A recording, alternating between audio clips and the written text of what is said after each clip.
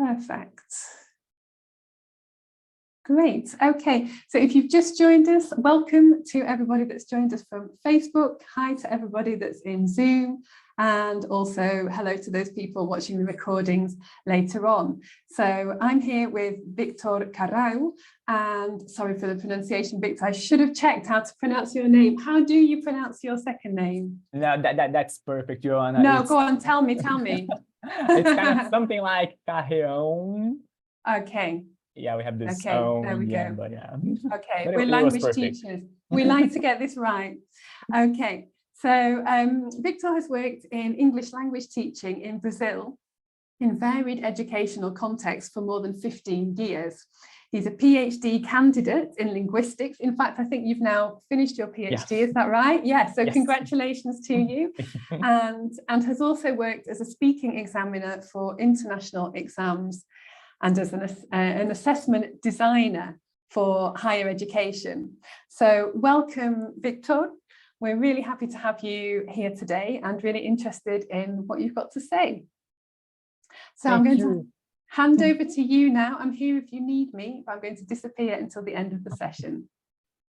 All right, thank you so much, Joanna, for your kind words, for this amazing introduction. And I'd like to start by thanking everybody who's here today. It's a beautiful rainy morning in Brazil. It's kind of rainy, kind of cloudy. The weather is good.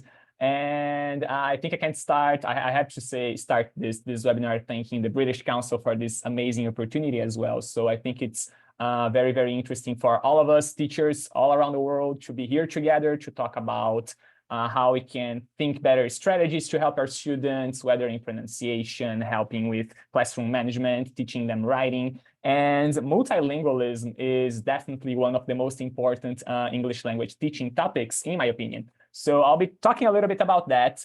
And I'll be sharing one or two ideas I had with my middle grade students. I'm gonna share my screen so you just get some more visuals on that. So it will be appearing for all of you in a second. And there we have it. So here we have it. I think we can all see my slides. Right, let me just check. Okay, it's working. Good. So the idea of this webinar is to talk a little bit about poetry and pronunciation connected in our classrooms. I'll just hit my stopwatch, okay, so I don't get lost in time, but it's here because sometimes I get carried on talking about things I like, and teaching is one of them, right? So the idea today is to talk a little bit of how we can use poetry to teach pronunciation, and at the same time, how poetry may be one way or another for us to talk about linguistic diversity inside our classrooms. So inside education, especially when we talk about language teaching and language education. As Joanna mentioned, I recently finished my PhD in linguistic diversity. My research was in Brazilian Portuguese, but some of the aspects of linguistic variation and linguistic change, they apply to all languages. And as I have been working as an English teacher for a long time, I said, maybe I can try to bring one or two ideas into my classroom. And poetry somehow was one of these ideas. I currently teach at a bilingual school here in the countryside of the state of São Paulo in Brazil. So it's like the southeast region, the countryside. We are kind of away from the big cities, the capital city, São Paulo, for example. And this is something very interesting because we even have this multilingualism idea in our own languages, right? So Brazilian Portuguese, for example, has lots of dialects. And the students, they notice that in their mother tongue, in their mother language, and their perceptions on foreign languages is also pretty interesting to see. And I teach English language arts. That's the name of the subject I teach. So it's a mixture of literature and vocabulary grammar somehow. And that's why we have poetry. Somehow our program says, you know, you have to work poetry during the year. And some of my students would say, oh my God, I hate poetry. I can't stand seeing poetry again. Really, Mr. Victor, we have to read these poems. And some students would say, you know, I love poems. That's the best part of the year. Definitely what I love to do. And yeah, I think that's why I said, okay, I have to get these people who don't like poetry into getting to like poetry so we can work language on that. But without further ado, let me go on because I think we can kind of see the outline for today's session, for today's webinar. I'll be talking a little bit about intelligibility, and I won't dwell on the theory so much. So I'll be mentioning one or two, concepts about intelligibility that connect somehow to pronunciation and poetic devices. As we know, there is not one single type of poem or poetry we write, read, or study. We have many types. Some of them vary because of the rhymes you have. Some of them have a specific number of lines, and some of them have a specific number of syllables. So you have to count syllables in each line of a poem in order to have the right structure written. And that's when sometimes we can connect phonological awareness or phonemic awareness to poetry. And we can use these simple activities in the classroom, and I'll be sharing one or two of them here. And also, poems are related. They have a similar structure sometimes to music, songs, mainly because of rhymes. And I'll be talking a little bit about how we can use music and songs, in the lyrics of the songs, in the same sense to help students with pronunciation. I won't be singing because, I don't have many talents. Definitely singing is not one of my talents, singing or dancing, or anything related to that. But that connects to poetry, and students love songs. Even simple songs like Disney songs, for example, they are very, very interesting ways to get students hooked up and maybe into the activity we're going to have in a classroom. And after that, we will look at syllable counting, so how we count syllables in English. And this is very interesting because the syllable structure in English and the syllable structure in Portuguese, whether if it is Brazilian Portuguese, European Portuguese, they differ. And some intelligibility problems may come from that. So we're going to check how syllables are structured and how we can use the reading and writing poetry, some of these ideas, to talk about linguistic diversity in the classroom as well. So I have this question here, and that will be the first sharing moment. I would love to learn from you all and hear from all of you. What can we consider good speaking skills? Because as far as I know, in my experience as a teacher here in Brazil, I've checked that there are perceptions that teachers have. So some teachers have a perception on what a good speaking skill or a student who speaks very good English is. And a student's perception saying, for me, speaking good English is this, and sometimes the opinions, they are not the same. And I'm going to tell a very short story. Years ago, I had a student of mine. She was 17 years old back then.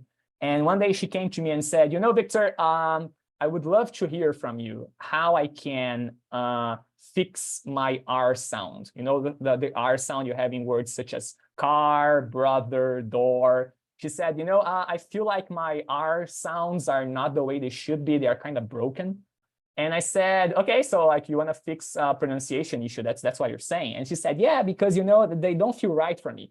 And she was not even talking about English. She thought that her R sound in Portuguese was broken. And fun fact, here in the countryside where I live and where I teach, the R sound we have in a word such, for example, if you take a word such as door, in Portuguese, we would have porta. This R sound is the same way we pronounce door, or at least that I pronounce door in English. You have a retroflex sound in which your tongue kind of goes backwards, and you have this longer sound. And for her, that sound was broken. She said, I want to get rid of this in Portuguese, and I don't want this appearing whenever I speak English. And then I told her, the English sound, the default sound, at least in some areas of North America, is the retroflex sound, the sound you're making when you're speaking English or Portuguese. And then she said, oh, I never stopped to think about that. And then she kind of mentioned, because I see people coming from big cities like São Paulo, the capital city, that is kind of close to us, and they don't speak like that in Portuguese. So I don't know, I think they are broken. I would like to fix that.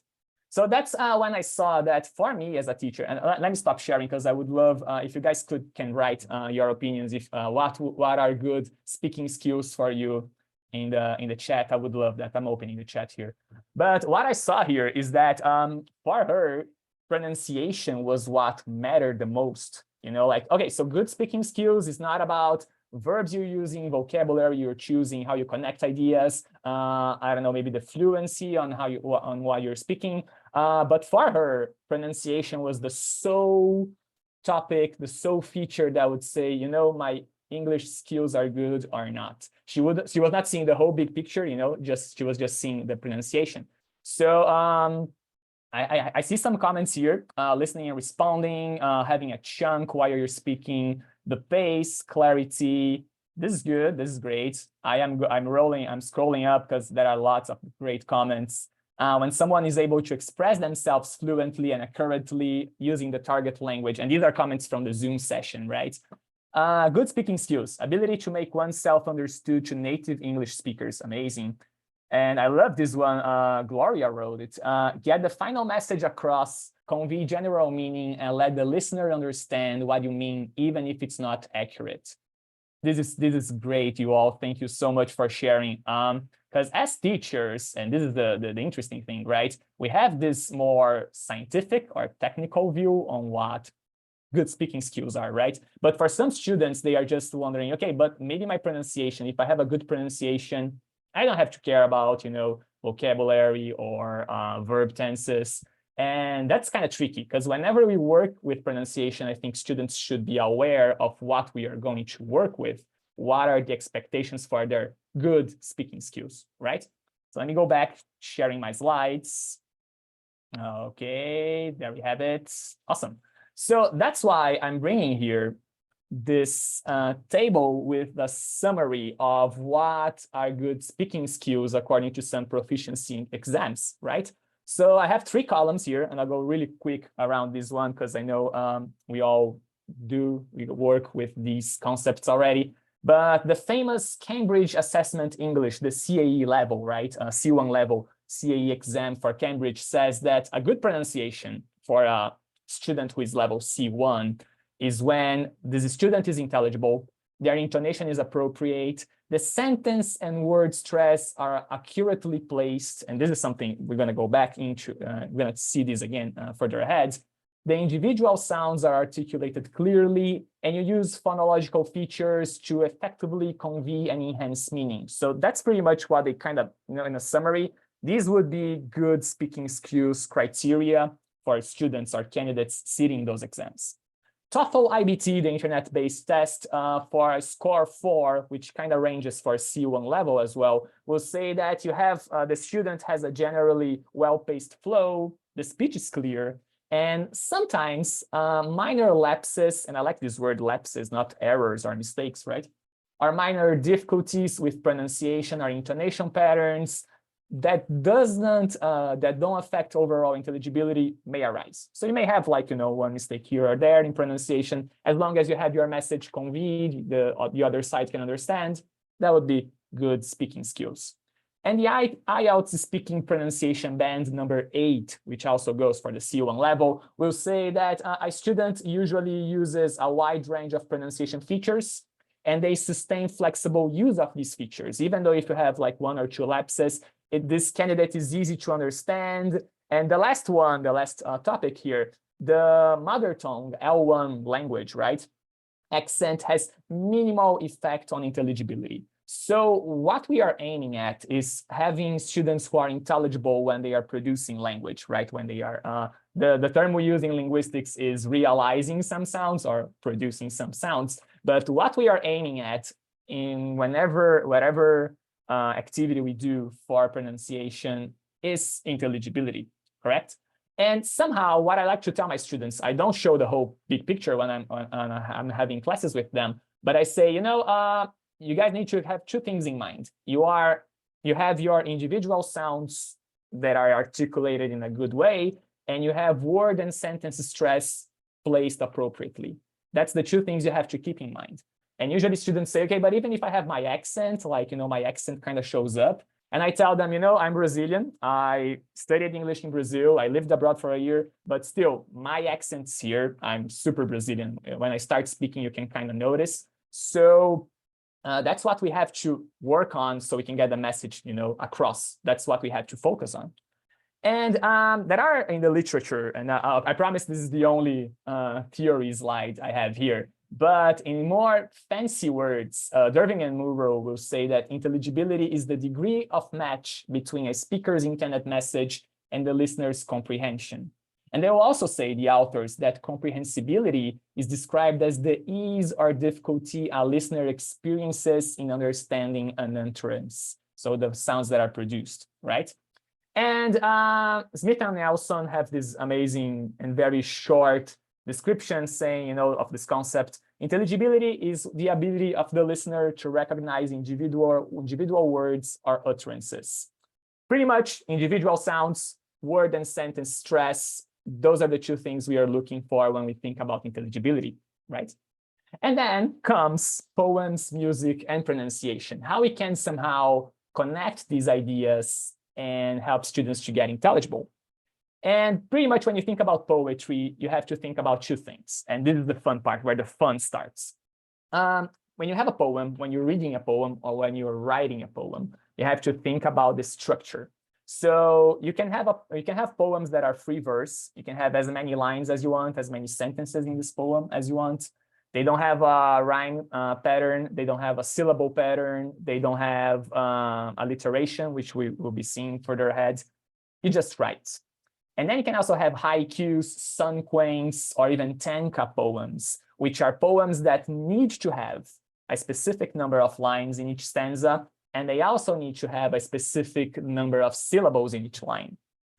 And on the other hand, on the other box here, you're going to also have to think about the devices, the style features of poems. So when you have a poem, what other resources you have there? What other figurative language examples or auditory devices are appearing there? The first one that I put here as an example is alliteration. And alliteration is a very interesting device to work with your students.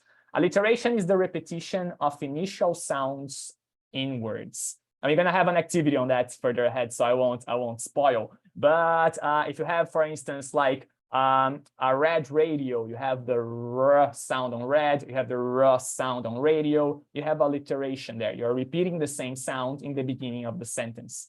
Assonance, on the other hand, is when you have the repetition of vowels. So when you have a vowel that keeps repeating in a poem, line after line, that's another type of style feature that can be used to convey meaning or to show, the author want to show a feeling using pronunciation and not only the words. So that's the rhythm of poetry, which is kind of beautiful. And technically, some other teachers around the world have tried some things with pronunciation as well. And I bring here some examples. And Leon Rodriguez, and colleagues say that different strategies are important whenever a student's learning opaque languages. And an opaque language, in very short words, is when you have a language in which when you write something, you're not pronouncing exactly what's written. So, for example, you take a word in English such as bought, the past of buy. The way you write bought is not the same way you're going to be pronouncing it, right? You have a GH there in the middle, like written there, that has no sound, pretty much. And this differs a lot from Brazilian Portuguese. In Brazilian Portuguese, everything you write down roughly, you're going to pronounce. So when students move from Brazilian Portuguese to English, their first reaction is, I have to say every single one of these letters because Portuguese is more transparent than English.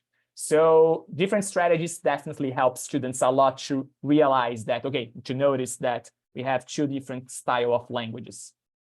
Finlay would say that using poetry is a good strategy for making vowels more apparent. So when you have transparent vowels, when you identify vowels in words, apparently it gets easier for students to read them and also to write them. And the same goes with Dorr and Taplin. They say that, not only vowels, but individual sounds can be easily noticed by students when you're working with poetry, especially because of the sound features, the sound devices that appear in different types of poems. And the last one, Christie and her colleagues. And I think this is something that appears a lot in Brazilian Portuguese. When you work with vowels, and we have this thing in Portuguese, we don't have long vowels in Portuguese. All our vowels are short.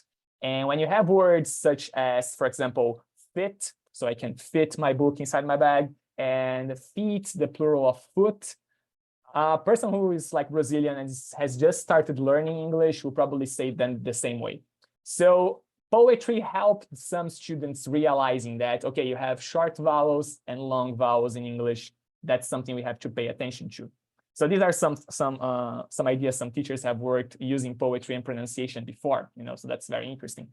And I bring here a selection I made somehow about which words, not all words, but how Brazilians pronounce some words. And this was my case when I was studying English. And this happens a lot with my early level students or late entry students I get. So you take a word, for example, such as work, right? And we know that work has a single syllable. It's one syllable only. But in Brazilian Portuguese, because of our syllable structure, we tend to put vowel sounds in the coda position of syllables. In other words, we tend to put vowels in the end of all words. So you take a word such as work, probably they're going to pronounce something like worky. And here we have two situations, right? Technically, I had some teachers coming and saying, but worky is my accent, is my identity, so I should be able to keep it.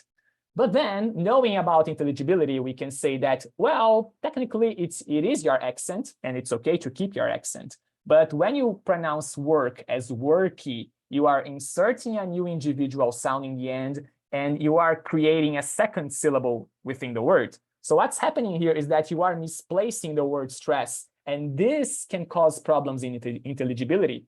So that's kind of tricky, The same word goes for did, the past of do. Sometimes people would pronounce it as GG, and then you have like the palatalization of the sound, and you have an extra syllable coming up.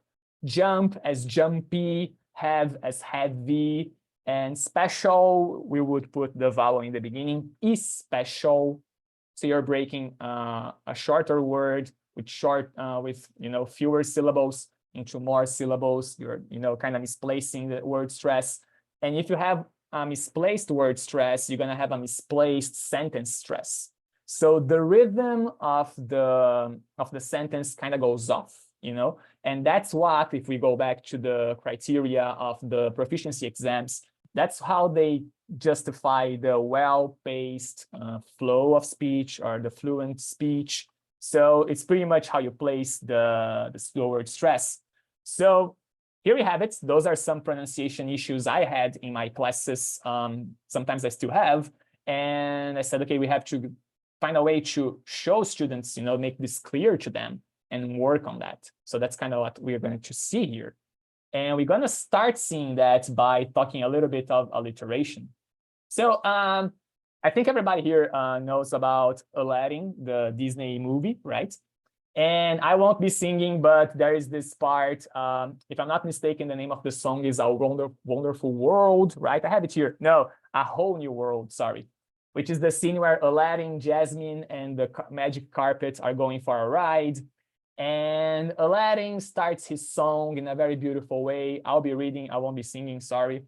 I can show you the world, shining, shimmering, splendid, right? So you have the shining, shimmering, splendid sounds kind of repeating. Splendid differs from shining and shimmering, but you have the wind going by, the sibilant sound. It looks like they are like flying. You can feel the wind when you're hearing the song. It's magical, right? And when you show to students this, they're going to say, okay, I'm going to ask them, what are the sounds in the beginning of these words? And then they would just go with sh, so they can start feeling how their tongue should be placed in their mouths when they are producing the sound. So shining, shimmery, splendid. You have an alliteration case here. You have the repetition of this initial sound, right? And I also then try to move from songs into poetry. And I'm not sure if you are all familiar with Harry Baker's poems. He does a lot of spoken words, so it's spoken poetry. And one of his best poems is called Paper People. Best poems, in my opinion, of course. And I'll try to read it here, okay? Let's see if this is going to work. But here's how it goes. And I would love to hear from you, what is the alliteration here? Which sound is being repeated, okay? So I'd like some paper people. There would be purple paper people. Maybe pop up purple paper people. Proper pop up purple paper people. How do you pop up paper people? I hear you cry. Well, and then it kind of goes on and on and on. And here's the thing, Harry Baker is repeating the, the sound here. So the alliteration is pretty much paper people, purple paper people. And students love this, this poem because they say, my God, he's kind of like rapping the whole poem. And you just listen to the beat of the sound, like this letter P coming up. And then they go, all right, so I get it. I know what alliteration means. You're repeating the initial sounds of the words, keeping them all, trying to start all the words in a sentence with the same sound. And then you have this here. This is Harry Baker, which is amazing, right? And then of course we have tongue twisters. These ones are pretty famous. She sells seashells at the seashore. I see the shells she sells at the seashore. And the famous Peter Piper as well, right? Also repeating the sounds of going there. So you see, you can move from songs to tongue twisters, and then you can move from tongue twisters to poetry.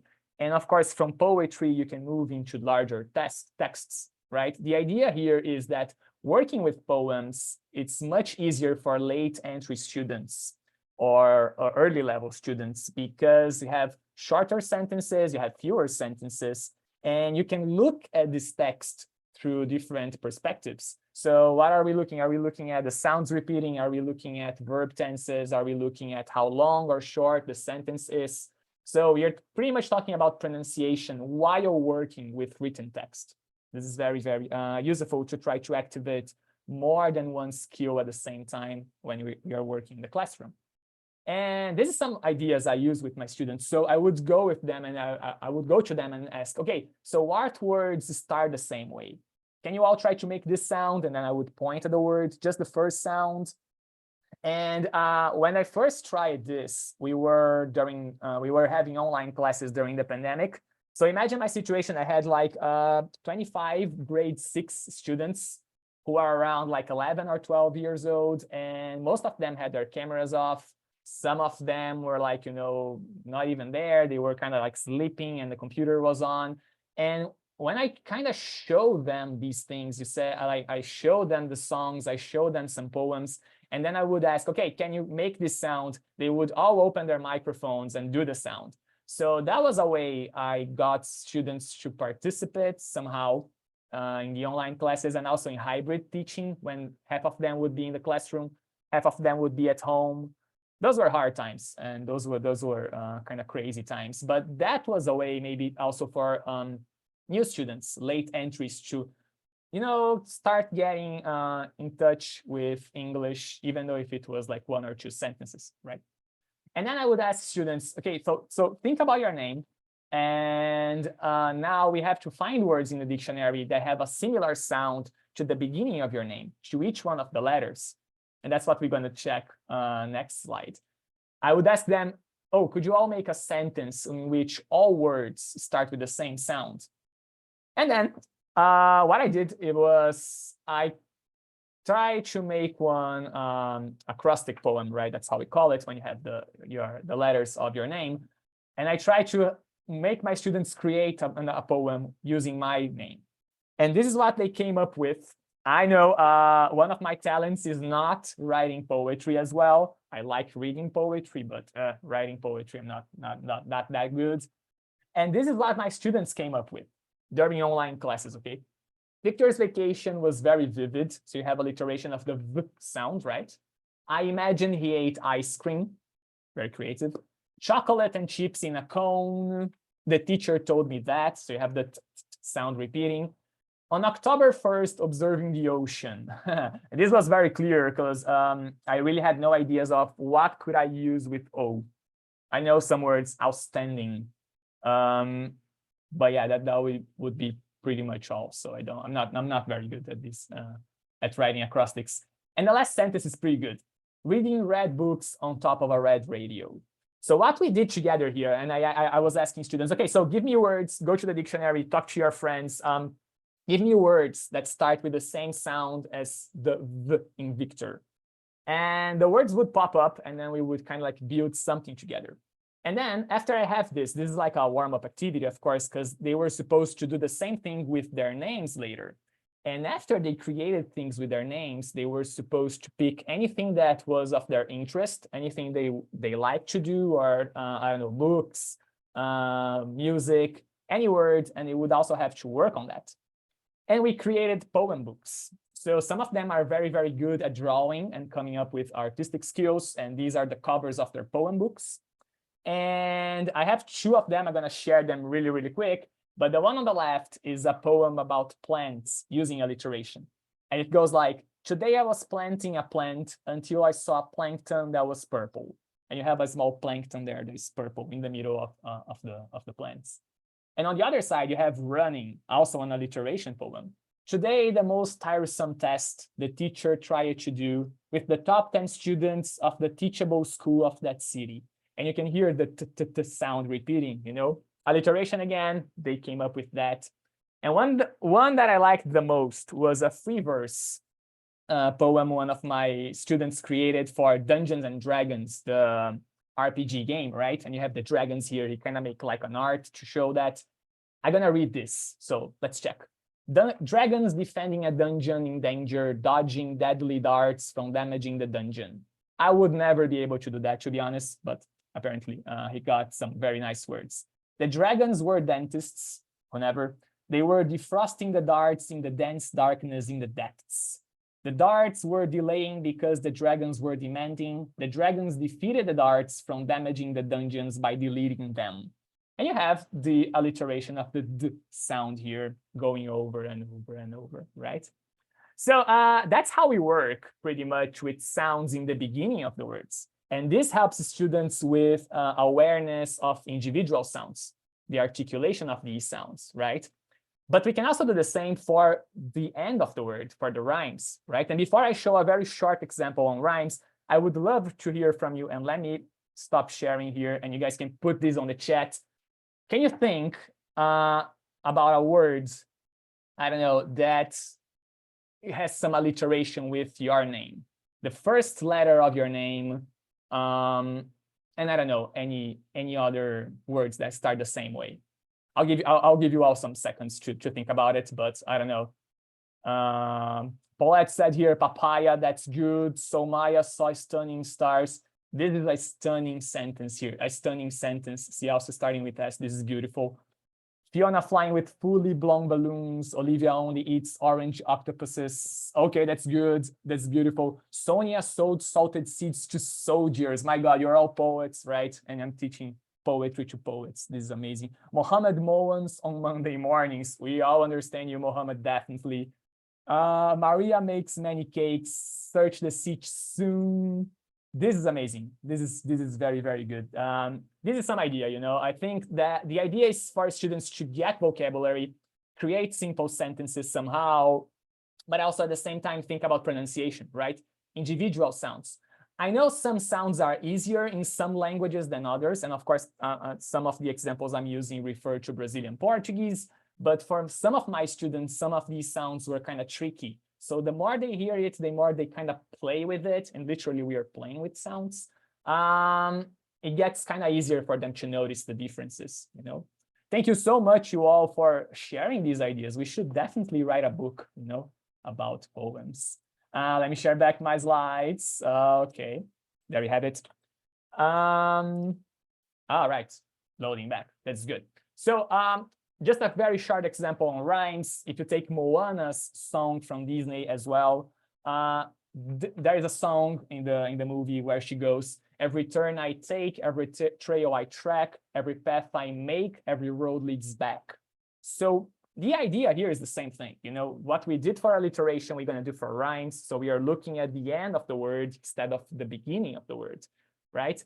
And some warm-up questions we can use. Which words rhyme in the song? Can you think of other words that end with this sound as well? Can you write a short sentence with one of these words? And then, of course, here's where the poem starts, you know, getting shaped. Write another sentence with a matching sound for its last word. This is kind of like what we did. And I have a very short example of a couplet, which is when you have a poem with 2 lines that rhyme, and then you skip a line, 2 other lines that rhyme, you skip a line. And this one starts very, very friendly. Most people don't like school. I mean, middle school, right? I also don't think it's cool. They rhyme. I have lots of friends here, and I see them every year. Each day here is cruel because it has too much rules. And of course, some lines are kind of like, you know, you have this freedom to play with them as well. But you can see school and cool, here and ear. And this is something I like my students to pay attention to. Here and ear, you write them differently, but they have the same sound. So I would ask them, can you guys find more examples of here and ear, words that are written differently, but that rhyme? That's kind of like the same idea. And then we are talking about poems and pronunciation, alliteration, rhymes, individual sounds. But when we look at syllables, and this is where the magic is happening. When you take a word in English, that's the structure of a syllable. You have the nucleus, the center of the syllable, which is always a vowel. And you're going to have two other parts. You have the beginning of the syllable, which we call onset, and you have the final part of the syllable, which we call coda. So if you take a word, for example, as cat, the nucleus of the syllable is the vowel, it's A, and you have the k sound in the beginning and the t sound as a coda position. You put them all together, you have cat. Same goes for sing. So you have the s sound in the onset, the nucleus is an I, and you have this ng sound in the coda. You see, one syllable, one word, very, very beautiful. But when you look at the syllable structure in Portuguese, you're going to see that you have the syllable symbols here. When you go down, the coda position can have vowels. And that's why usually students put vowels, they insert vowels, students who are Brazilian, when they are speaking English. So knowing a little bit about their home language, their mother tongue, helps a lot when we are trying not only to assess what they're speaking, but also when we are developing different activities or strategies in the classroom for them to practice their pronunciation. And then syllable counting, as I mentioned before, is pretty simple. I got some words here as an example. We have 3 steps. First of all, the first thing you're going to do is you have to identify all the vowels in a word. And that's what I teach my students.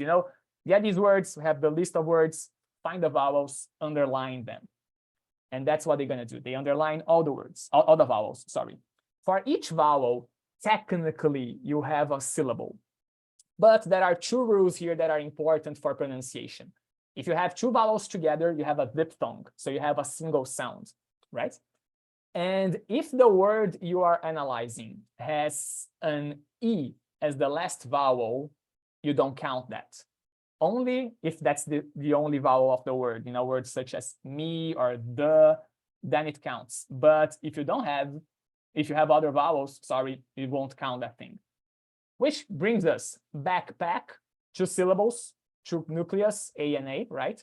Computer, you have 3 syllables, and you have the syllable division down here, right, next to the sound. So you have 3 syllables, 3 vowels, easy to find.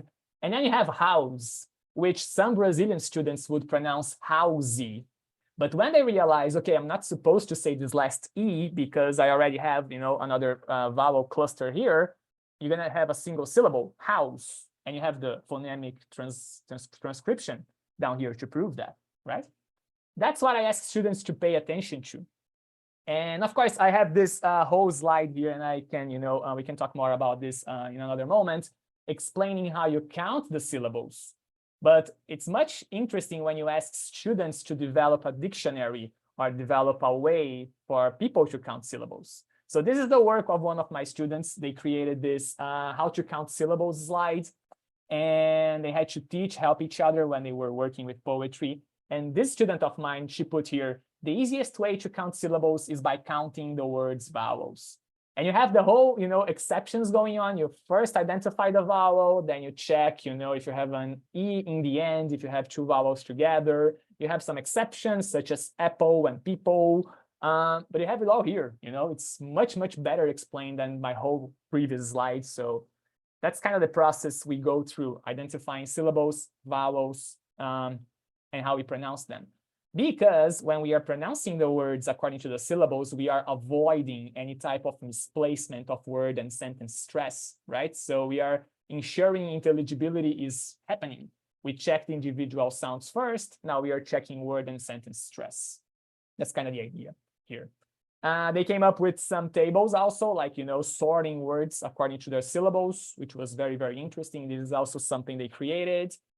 And one thing that is important for us to remember, and I mentioned this before, is that You have poems organized in paragraphs, which we call stanzas. Some of them have rhymes, some of them have a specific number of syllables per line. And I'm mentioning here 3 of them, the haikus and tankas. Haikus are 3 lines, and you have 5 syllables in the first line, 7 in the second, and 5 in the third. You have a tanka, which is like an extended version, because you have 5 lines, and the last 2 lines also have 7 syllables each. And I'm going to show a little bit, because I know my time is almost over, a little bit of my students' work with sanquens. So sanquen is a poem with 5 lines, and each line has a specific number of syllables that kind of grows up. So this is a sanquen produced by one of my students. The first line has 2 syllables, the second line has 4, the third line has 6 syllables, the fourth line has 8 syllables, and the last line goes back to 2 syllables. And you see what they did here. My student wrote a poem. She had to find the words. And as she was writing the poem, she was kind of monitoring herself, checking how many syllables there are, cutting the E's that you won't count, making sure you have the appropriate number of syllables in each line. My students would then, after they do this and they are self-monitoring, they are aware of their pronunciation, they would share their poems either in pairs or small groups. I have another example here. I'll just skip this one for the sake of time. But in the end, we would create a poem wall, putting all these poems on a wall and celebrating each one of my students' creations. So they are like, all sharing their ideas. They are all there sharing their poems out loud and with friends. So this is a picture of the poem wall I had last year with my students. And of course, we have been talking about poems, music, and how this fits with linguistic diversity.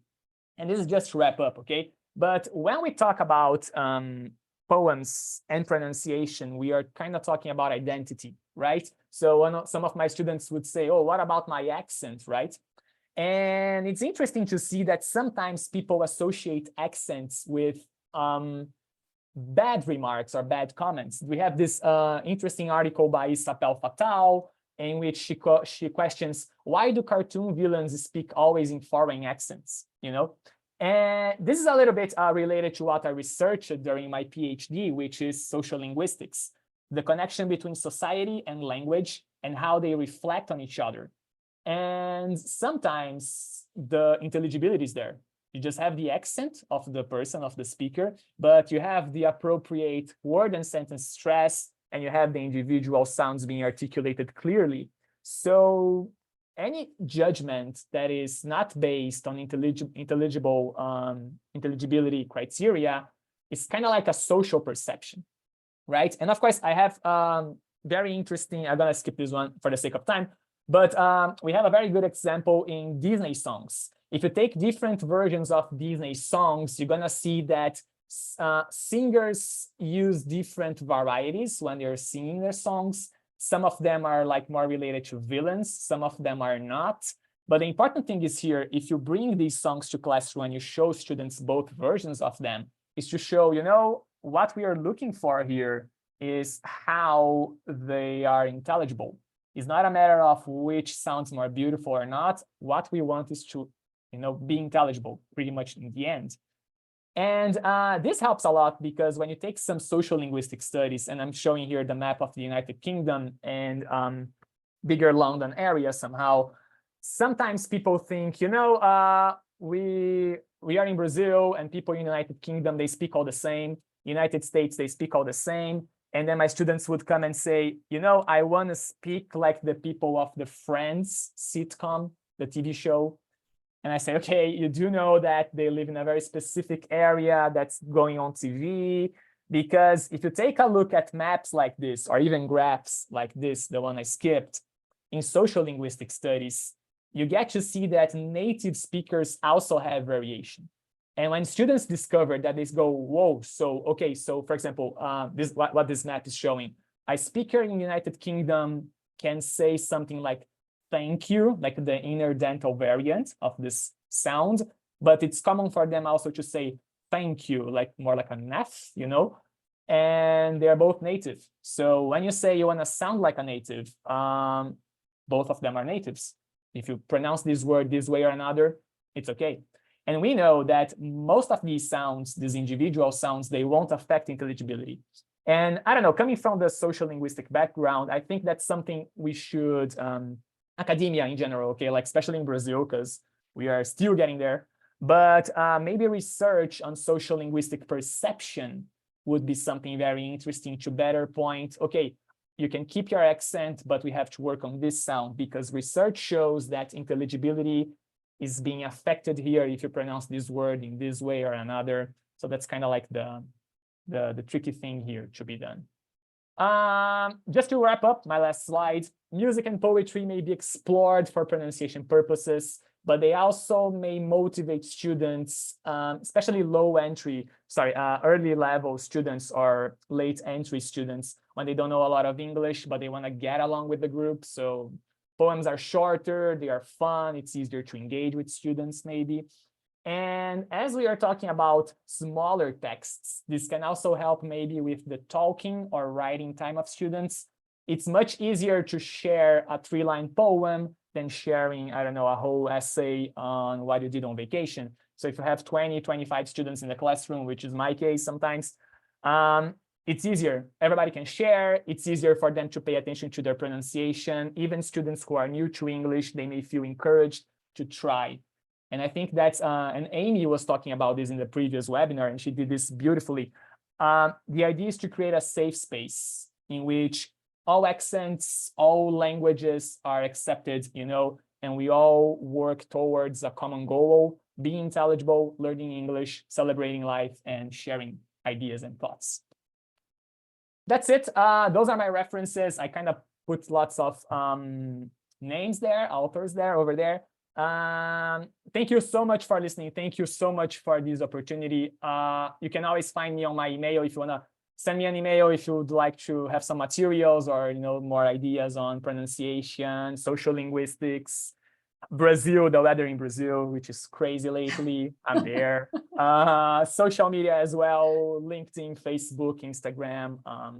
Yeah, thank you so much for being here. I really appreciate you guys taking your time today for being Thank you, here. Victor. Thank you so much. That was so interesting. I've learned so much about loads of things, about pronunciation, about what an opaque language is or transparent. But I really loved, one of the things I really loved was actually seeing your students' poems.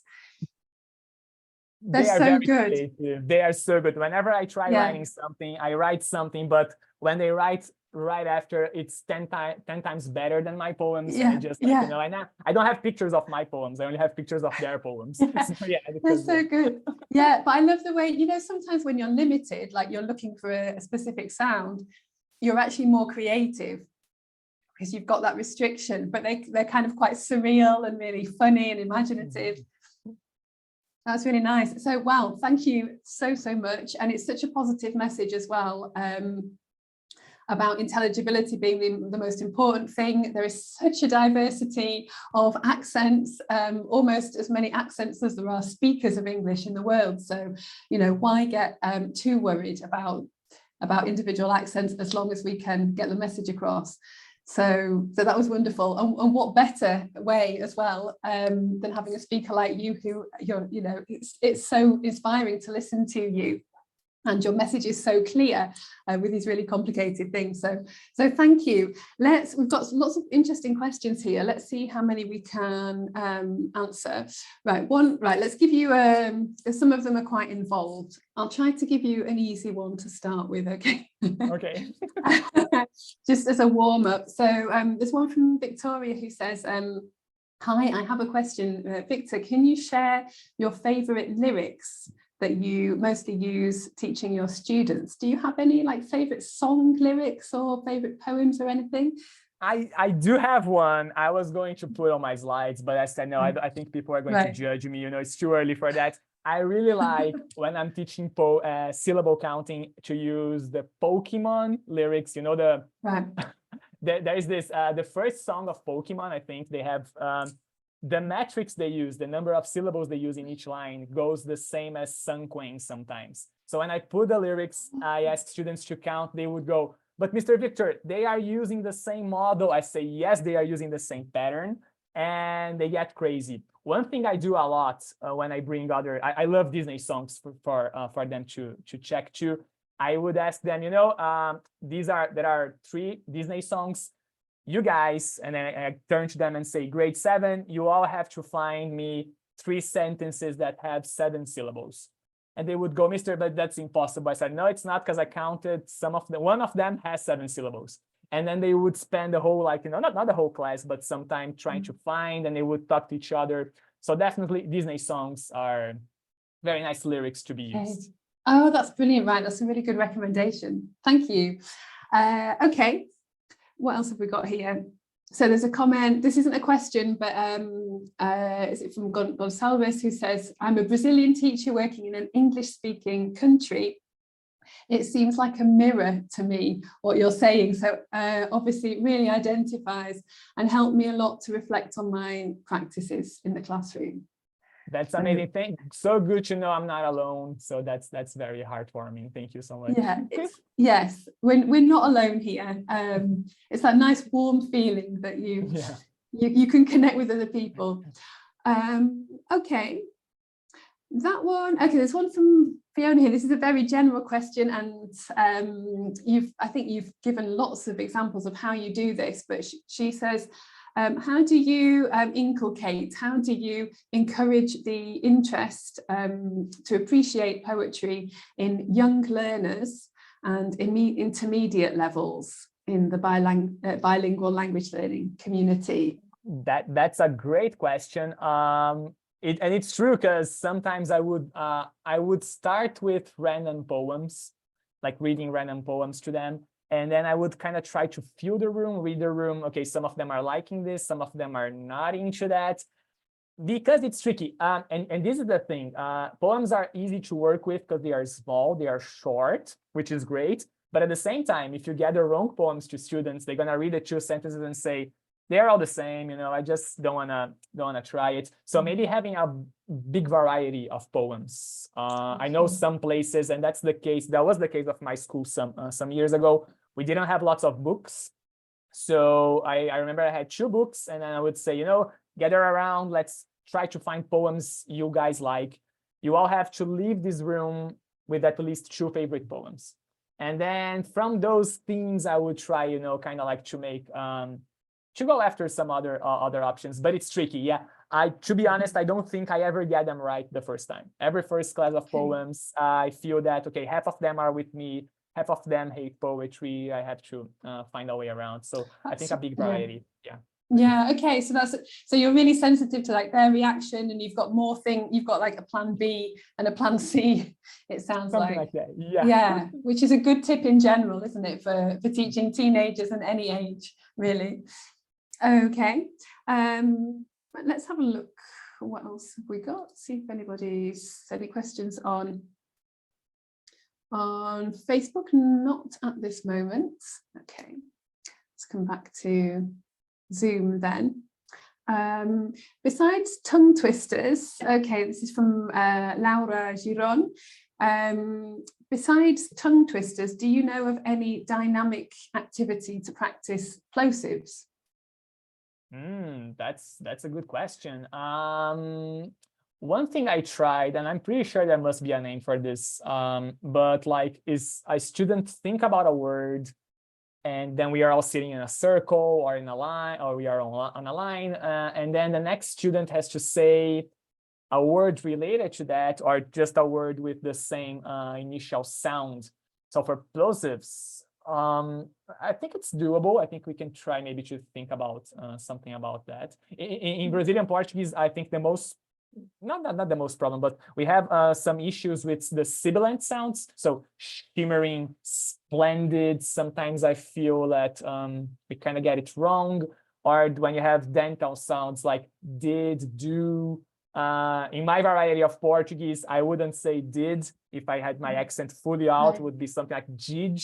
So that's something we have to monitor the whole time. So yeah. Okay, thank you. So that actually links to another question from Sonia Matthew, and she's saying, if there is a mother tongue influence in a student's pronunciation, how should I help the student? And then she's mentioned that for North Indian speakers pronounce ing sound as ink. So instead of singing, sinking. So it's interesting that you mentioned how you focus on sounds that are difficult for your students. Would you do that depending on the mother tongue of the students you're teaching? Definitely. And I think, and this is kind of tricky, right? Maybe instead of focusing so much on alliteration, the beginning of the words, maybe I would try to focus more on rhymes. Right. Yeah, because to be honest, I don't focus a lot on rhymes. I focus more on alliteration because of these cases. But maybe focusing on rhymes would be a good way, I think. Okay, yeah, right. So out of the different things that you can focus on, it depends on what problems the students have. So at the ends of words, rhymes would be better, right? Yeah. For sure, yeah. Middle and end. Yeah. Middle and yeah, perfect. Yeah. Yeah. Middle and ends of words, rhymes are good. And then alliteration for the beginning for those places. Yes, definitely. Okay. That would be the recipe. Okay, we like that. Okay, let's see if we can do one more. Okay, here's a good question from Ariana. What do you say to students who ask why they're doing poetry? That's a great question. Usually when they ask me the first time, I just smile and say, oh no, poetry is life. And then they would go, no, Mr. Victor, that's not a good question. And I said, no, I'm joking. But I started using pronunciation as an excuse. So we're gonna learn poetry because we can kind of try to focus on pronunciation. And this can also help you with, I don't know, maybe like verb tenses or structure in English. In Portuguese, we also have like the pronoun, the way we use pronouns is a little bit different than English. So sometimes that can help because they are shorter and everything. But that's how I'm trying to justify. So pronunciation for sure. And most of them, they kind of go with the flow, you know, so say, okay, so let's practice more. Right, definitely. And I like the way you linked it to like a bigger thing. So like pronunciation, which is important for intelligibility, which is the whole point of communication. So Ariana's saying that many of her students come to Ireland to improve their English in order to improve their job prospects.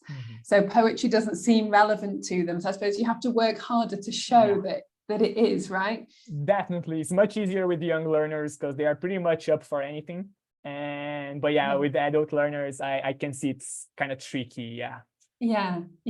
I can still see the relevance. I mean, for job prospects, you know, pronunciation, feeling confident with your pronunciation is so important, isn't it? For looking for a job, for interviews, for everything. Definitely. Okay. Well, I think we're out of time. There's still questions and comments flooding in, but we're going to have to finish for this session. So Victor, thank you so much. Been a real pleasure. Thank you so much, Joanna. Thank you, everybody, for being here. I learned a lot from all of you, and I hope to see you all in the future. Yes, we'll see you again sometime. So thank you, Marcus, for moderating on Facebook. Melissa has been here in the chat here, and our next session starts in 15 minutes. So hopefully we'll see some of you in 15 minutes after a short break. Okay, thanks, everybody. Thank you. Bye-bye. Bye.